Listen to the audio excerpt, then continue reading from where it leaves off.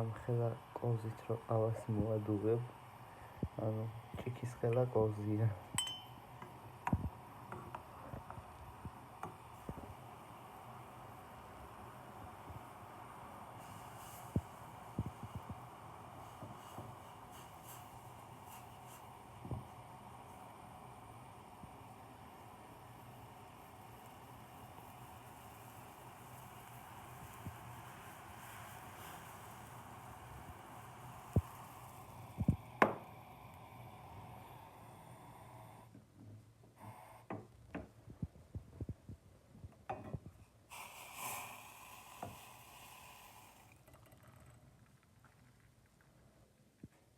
ესე მე რო დილას ყავა არ დავლიო, ისე როგორ შეიძლება? ანუ სულ რო სამსახურში მაგვიანდებოდეს, ანუ მაინც ყავას. იმიტომ რომ მე რო კუდები, ეს ყავა თუ არ დავლიე ნალექიანი, სამსახურში ვსვავ ყავას, მაგრამ სამსახურში ნალექიანი ყავას არ ვსვავ. სამსახურში ვსვავ უნალექოს და ეს თუ არ დავლიე, მთელი დღე გათიშული ვარ. ესე იგი, ვეღარ მოვიფიქრე გადამეღო თუ არა ვლოგი, ნუ თავიდანვე დავაპირე, რომ ეხ მეთქი ხა გემრიელ ვიდეოს გადავიღებ თქო. მოდი ქუდს გადავიძრობ და ვაიმე, ეს რა არის?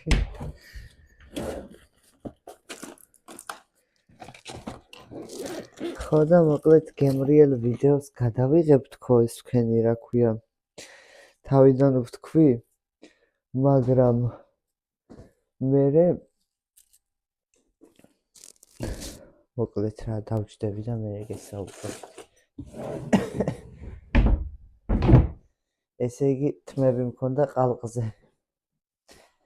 თავიდანვე მინდოდა, რომ მეთქი დავჭდები და გემრიელ ვიდეოს გადავიღებ თქო და მერე წავალ სამსახურში თქო, მაგრამ ამ ფიქრში გავწელე. დრო გავწელე და ეხა უკვე გავბივარ მალე სამსახურში, მაგრამ ცოტა ხანი მაინც გესაუბრებით რა. აქ მაქვს თხილი მოვიტანე. ოღონდ მოხალული არაა, ჩვეულებრივი თხილია. და ეს რომელიც დედაჩემმა გამომიგზავნა წინა გამოგზავნაზე, მაგრამ დიდად არ მიყვარს მე და არ იჭმევა. ჩემს უფრო უყვარს, მაგრამ რატო არ ჭამს არ ვიცი.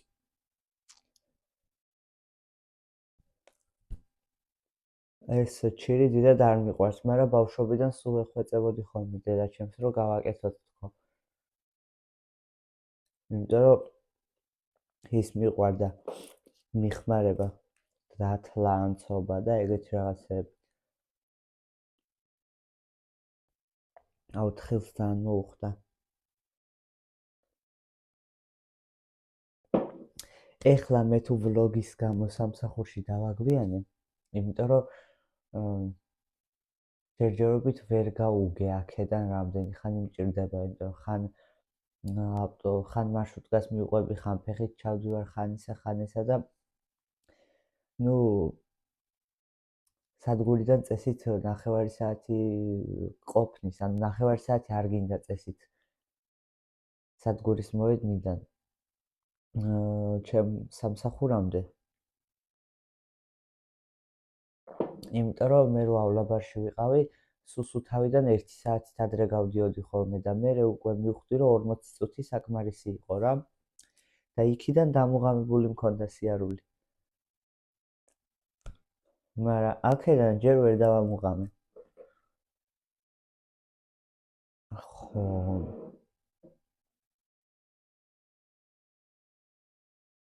ესე იგი, იმ დიდი კოზით ვერ მოვზომე ყავის რაოდენობა და იმდენი ჩავყარე, რომ დამარტყავს.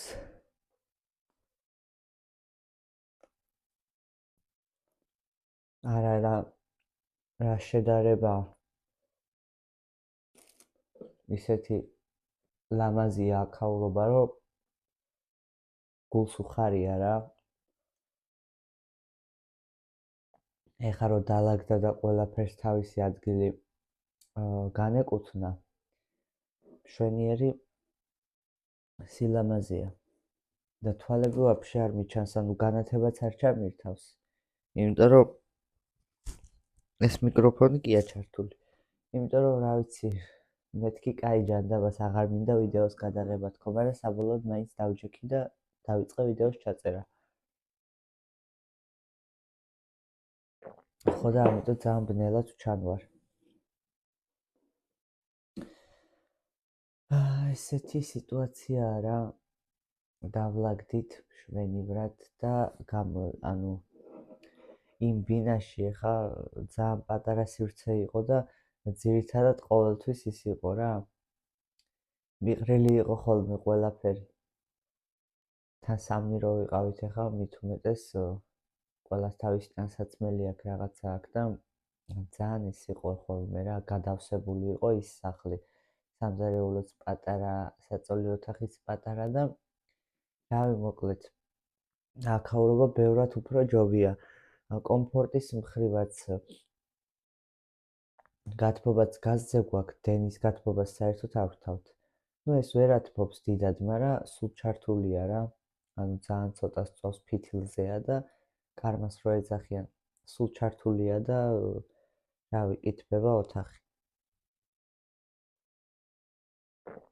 და კიდევ ის არის, რომ ულამაზესი სამზარეულო მაქვს, ბევრად უფრო დიდი. სარესხის მანქანაც სახლში დგას. ონკანი ყველაზე მთავარი სამზარეულოში მაქვს და გარეთ არ მიწევს გასვლა და გარეთ აივანზე არ მიწევს ჭურჭლის რეცხვა. ასევე კიდევ აბანო ტუალეტიც აგერ მაქვს ოთახში. დაბლა არ მიწევს ჩასვლა, იმიტომ რომ ყოველ ღამე ჩავდიოდი მე იქ. და რამდენი დავიბანდი, იმდენი ვცივდებოდი.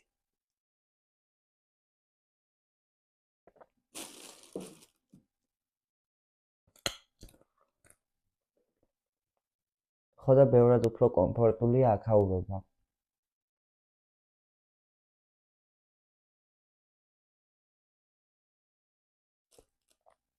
მაგრამ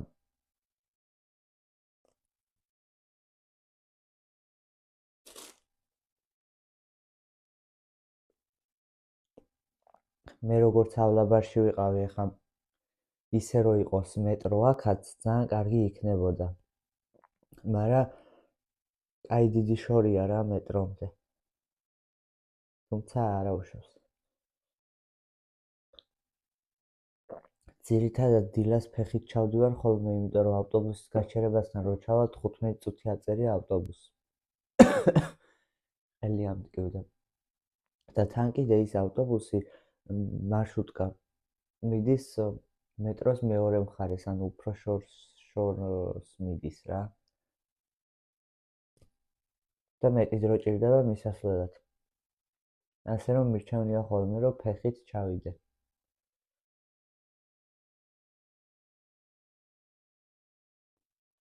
ეხლა რო ჩავალ კიდე 15 წუთი თუ ეწერება ავტობუს მარშრუტკას არ დაველოდებ.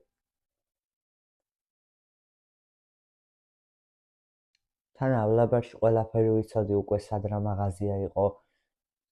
რავი, ყველაფერი იყო ხილბოსტანი დაგჭირდებოდა, რა ვიცი, ყველაფერი იყო და აქ დაბლა არის მეტროსთან კაი მაღაზიები. ორი ნაბიჯი არის ესე. მაგრამ ეგეც არც თუ ისე ახლოს.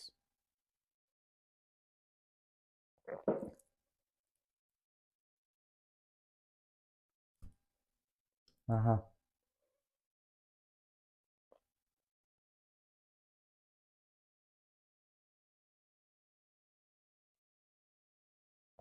დილის ვიტამინები მიღებულია. ჩირი, თხილი, ყავა.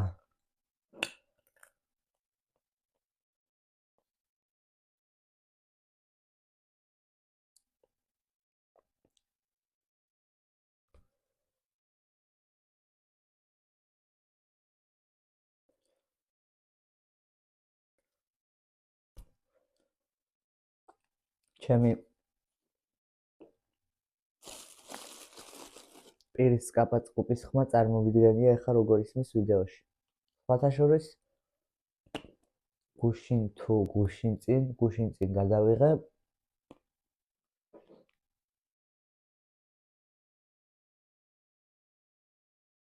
გუშინ წინ გადავიღე ვიდეო იმისი რა ქათმის ფილეს წვნიანის მომზადების. მთელი ვიდეოს მანძილზე მეკეთა მიკროფონი და აი მეგონა რომ ცუდი გამოვიდოდა ვიდეო იმ ხრივ რომ მარტო ჩემი ხმა იქნებოდა ვიდეოში და არა ის თუნდაც ჭურჭლის რეცხვის ხმა, თუნდაც გაზის, თუნდაც წვნიანის თუხთუხის ხმა ვაფშე არ იქნებოდა მეგონა, მაგრამ ვიდეოს რო ვამონტაჟებდი, ესე თუ ისე ცოტათი ისმის რა. მაგრამ აი ეს ჩემი ტელეფონი უმიკროფონოდ არის საშინელება. ჯერ ხო შრიშინებს სასწაულად, მერე ხო ყოველ წამწუთს ხმა ეთიშება. ასე რომ მიწევს ყოველთვის მიკროფონში ვისაუბრო, როცა ვიღებ ვიდეოს.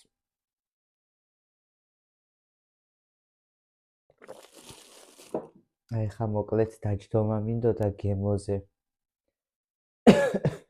განათებას ჩავთავ თქო, ვისაუბრებ თქო, მაგრამ ეხა დავირიე, თან დროც გაიწელა, ამდენ ფიქრში გადამეღო თუ არა ვიდეო. და სამსახურში გასვლის დროც მოვიდა უკვე.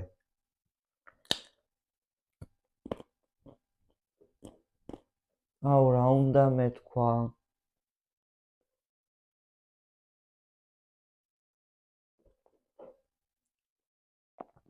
სოფელში მოთოვა. ანუ აქამდე წესიურად არ მოუთოვია რა. ხო და კარგად მოუთოვია სოფელში. გუშინ ვნახე ამინდის პროგნოზები. თბილისშიც ეს დღეები თოვლს აჩვენებს. სოფლის პროგნოზით ვნახე და იქ თოვლს აჩვენებდა და თბილისშიც ესე დღეს თოვლჭყაპი და საღამოდან და ხვალ უკვე თოვლს აჩვენებს. ხო და ჩემი ძმა ელაპარაკებოდა მის მაგაც რა, რომელიც ახლა არის სოფელში. ჩვენ სადაც ვცხოვრობთ მანდ და ესე უთხრა რომ მოუთოვიაოს ძალიან კარგათო და მერე ჩემ ძმამ რო გაუთიშა მის მაგაც მერე მე მეუბნება რომ ესაო რა ქვია აუ ეხა დაურეკოთო ერთი დედიკოს და მამიკოსო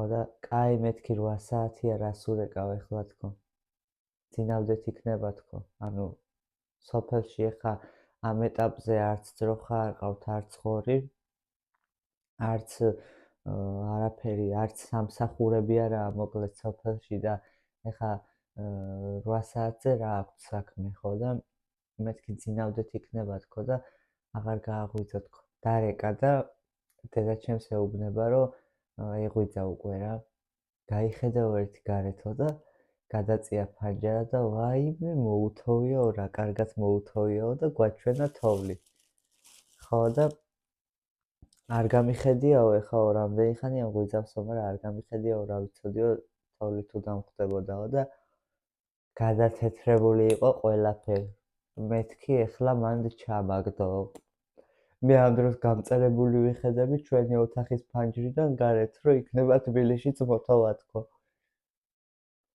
თან ერთ-ერთი სახურავი არის მოთეთრო ფერის და მეთქი ვაიმე ამ სახურავზე თოვლი დევს თქო აუ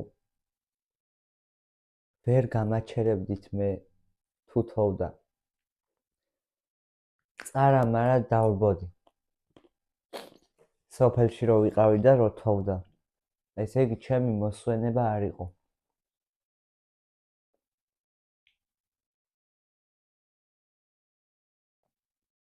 ხან ფანჯარას გამოვაღებდი და ესე ფანარს გავყოფდი გარეთ აბა თუ თოვს თქო მერე წინ და უკან დავრბოდი გავიდოდი შემოვიდოდი ოთახს ცალკე გავყინავდი მე ცალკე გავიყინავდი თავს და აი ესე მოკლედ სიგიჟემდე მიყვარდა თოვლი რა ბავშვობაში ეხაც რა თქმა უნდა მიყვარს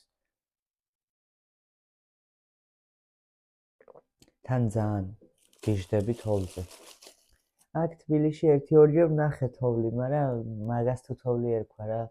უბრალოდ ფიფქების რამოდენიმე წინწკალი ვნახე და ავლაბარში რო ვიყავი, მოყოლილი მაქვს თქვენთვის მე მგონი, დილას გამეღვიძა. საპირფარეშოში ჩასვლა მინდოდა. და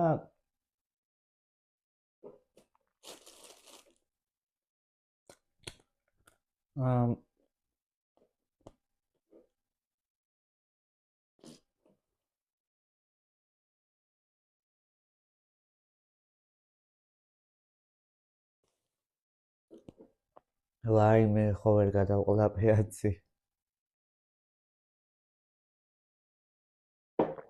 საპირფარეშოში ჩასვლა მინდოდა და რო გავედი აივანზე და ახალი შეთენებულია რა და ყველაფერი გადათეთრებულია, ანუ დაბლა არა, სახურავები არის გადათეთრებული და თან თოვდა რო ჩავედი. მაგრამ არ ვიცი რამ დამაძინა, ერთი ვიდეო მაინც გადამეღო. არ ვიცი გარეთ თოვდა და მე რამ დამაძინა, მაგრამ დავიძინე და მე რო გავიღვიძე ცოტა ესე პირველ საათისთვის გავედი გარეთ და ვაფშე არანაირი თოვლი არ იყო, კვალი არ იყო ვაფშე არაფერი და მე ჩემს ძმას ვეკითხები, მეთქი მე ხო დილას ხო გავედი გარეთ, ხო ავდექი თქო, იმიტომ რომ აი უცებ ვიფიქრე რომ სიზმარი ხო არ იყო თქო რა, ის ხო არ დამესიზმრა თქო, მაგრამ არა, მართლა იყო. იყო და ეგ 1-2ჯერ ვნახე თბილისში წინწკალი თოვლი.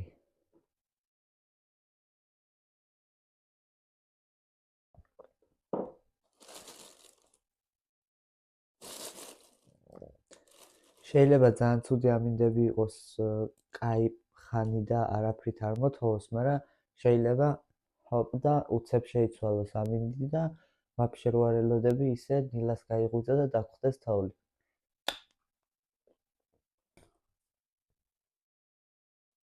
ესე იგი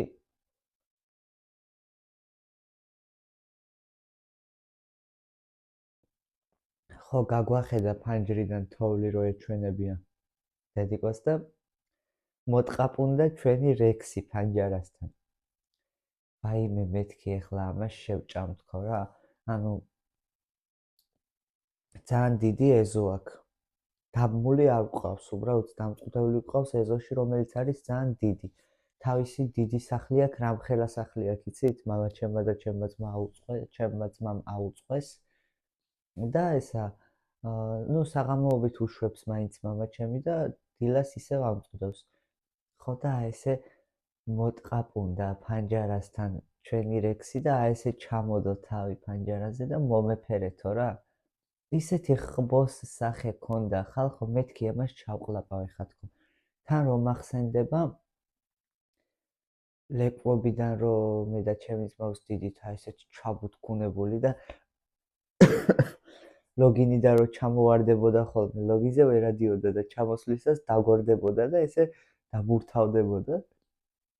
ისეთი საყვარელი იყო და აი ისეთი ჭკვიანი და დამჯერე იყო ვაფშე ყველაფერი ესმოდა და აი საერთოდ ყველანაირად ჭკვიანი იყო, მაგრამ ბოლო პერიოდი აირია როგორ იცი, აი ძალიან უბრალოდ ვერ გაუგეთ რა დაემართა.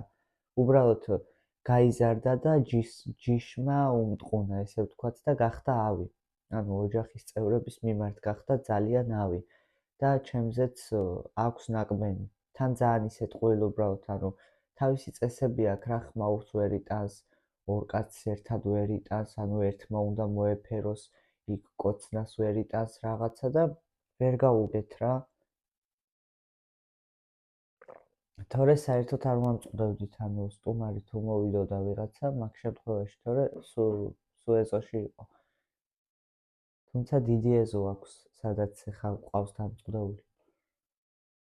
ხო და აი ეგეთია რა, ხანდახან ისეთი საყვარელია, რომ ძალიან მოგინდება მოფერება და შეჭმა, ჩაყლაპვა, მაგრამ ხანდახან რა მოულის ვერ გაიგებ, ანუ ვერ ენდობი ვერანაირად ვერც ერთ დროს და აი მაგიტო ვეუბნები ჩემებს დედიკოსაც და მამიკოსაც, რომ უფრთხილდით რა.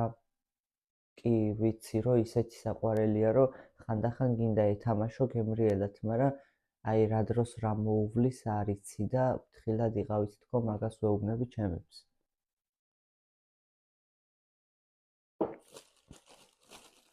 აი მე გავიქეცი ახლა მე კიდე კაი ჩაცმული ვარ. კურტკას ჩავიცმევ და გავრბი ვარ.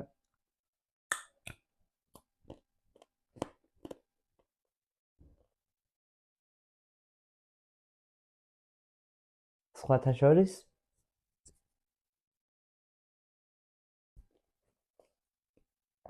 ჩემი ძმა წავიდა გუშინ სამუშაოდ.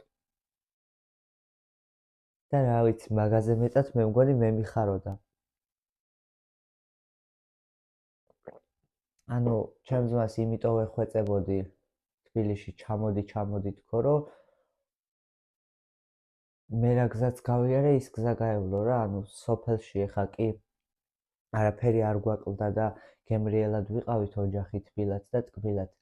მაგრამ აი ქალაქში რო ჩამოვედი, სულ სხვა ცხოვრებაა რა, ბევრი რამ შეიცვალა უკეთესობისკენ, იმიტომ რომ აქ რაღაცას თუ არ აკეთებ, ვერ ისვენებ, აქ უნდა იმუშაო, თუნდაც თავი რო გაიტანო, თუნდაც დრო რო გაიყვანო, აქ ნუ გცვლის რა აქაური ცხოვრება, გასწავლის ცხოვრებას რა და ძალიან ბევრს ესე ვთქვათ, ძალიან ბევრი რაღაცა იცვლება ნელ-ნელა ჩემ ცხოვრებაში უკეთესობისკენ, რაც თბილისში ვარ ჩამოსული და ჩემ ძმასაც სულ მაგიტო ეხვეწებოდი, ჩამოდი თქო, რომ ანუ 21 წლისაა და აი მინდა რომ მოეწყოს, ჩაჯდეს გრაფიკში, დაიწყოს მუშაობა, თავისი ხელფასი ქონდეს, თავისი შრომა დააფასოს, მერე იქნები სწავლოს თავისი ნაშრომი თანხის სწორად გამოყენება და აი ამიტომ ეხვეწებოდი ჩამოდი თქო, მაგრამ ეხლა რამდენი ხანია ჩამოსულია და ძალიან გიცდილობს ყველანაირად ყველა გააფრთხილა იქ Facebook-ზე დაძებნა ვაკანსიები, გადარეკა, გადმორეკა, მაგრამ რავი რა, არაფერი არ გამოვიდა ჯერჯერობით. ხო და გუშინ გაყვა მის ძმაკაც აი უბრალოდ ერთი დღით რა, ანუ რო ვკითხე რომ მეთქი სად მიდიხარ სამუშაოდ, რაზე მიდიხარ, უბრალოდ ერთი დღით მიუყვებიო ესე დავეხმარებიო და მომცემნო მეც ფულსო რა, დღიური. ხო და ხალხო ეხა რთული სამუშაო იქნება. მე მგონი სახურავებზე თუ რაღაცეებზე მუშაობს, წესიურად არც მეკითხავს. წავიდა მოკლედ დილას 9 საათზე, ანუ რო ვიცოდი წასასვლელი იყო, მაღვიძარა ჩემ ტელეფონშიც დავაყენე და მაგის ტელეფონშიც, მაგას ჩემზე ადრე დაეძინა და აქეთ გამაღვიძარა დილას სამსახურში ხო ხარ წასასვლელიო და წავიდა დილას და ესე საღამოს 7 საათზე ვწერ, რომ სახლში ხარ თქო, კიო, მოვედი უკვლეო, მე ამ დროს სამსახურში ვარ და ჩამირიცხა 100 ლარი. მეთქი ბექა, ვაუ, საღოლ შენ. იმიტომ რომ კი ახლა რთული სამუშაო იქნება, იმიტომ რომ 100 ლარია ხელფასი ესე ვთქვათ დღეში და მოკლედ აი ესე ერთი დღე წავიდა და 100 ლარი უცებ ჩაიდო ჯიბეში, ნუ 50 გადმომირიცხეო და 50 შენთვის დაიტოვე, რაც გინდა ისქენიო, მაგრამ რაც გინდა ისქენიში გულისხმობს, რომ იცის ჩემმა ძმამ რა, მე როგორი პიროვნებაც ვარ. კი მეც მიყვარს ფულის ხარჯვა, მეც მიყვარს გართობა და ასე შემდეგ, მაგრამ როცა ესეთი სიტუაცია, აი ძალიან ვცდილობ რომ ესე მოუჭირო რა. თან მით უმეტეს ეხა 600 ლარიან ბინაში გადმოვედით და რავი ხან იცის ჩემმა ძმამ რომ საჭმელს სასმელს სულ მევყიდულობ, მე ვაკეთებ, მე ესე ვთქვათ მე ვცდილობ რომ ყველაფერი გავაკეთო და მაგიტომ მითხრა რომ 50 ლარი დაიტოვე შენთვისო. ხო და რადგანაც მითხრა ეს სამუშაო ერთი დღე მივდივარო უბრალოდო და მერე იქნება კიდე რაღაცო, მეგონა რომ всё, იმუშავა ერთჯერადად და მორჩა. მაგრამ დღესაც ადგა და წავიდა. სამსახურში მივდივარო. ხო და აი ესე რამდენ ხანს გააგრძელებს არ ვიცი, მაგრამ ის ვიცი, რომ ეს სამსახური არ არის, ესე ვთქვათ, ჩემი ძმის და არ არის ოფიციალურად დასაქმებული, ანუ უბრალოდ მის მაგაც დაყვება ეხმარება და თვითონაც იღებს ფულს. და რა ვიცი, მოკლედ, აი ესე მთავარია წამდეს, იმედი გქონდეს მომავლის, შრომობდე, ცდილობდე, პრობლემებს არ გაურბოდე, პირიქით ამ პრობლემებს, პრობლემები გაძლიერებდეს და შეცდომებზე სწავლობდე და თუ ესე იქნება ყველაფერი, მაშინ ყველაფერი კარგად იქნება. აი ესე რა ვიცი, ძალიან ბევრს ზოგადად ყველაფერზე ზედმეტად ემოციური ვარ და ზედმეტად ვნერვიულობ, ზედმეტად განვიცდი ყველაფერს, მაგრამ ბოლოს ხვდები, რომ უბრალოდ ნერვიულობად არ ღირს. ამდენ ნერვიულობად. მაგრამ ბოლოს კი არა, თავიდანვე უნდა მიხვდე, რომ ყველაფერი კარგად იქნება რა.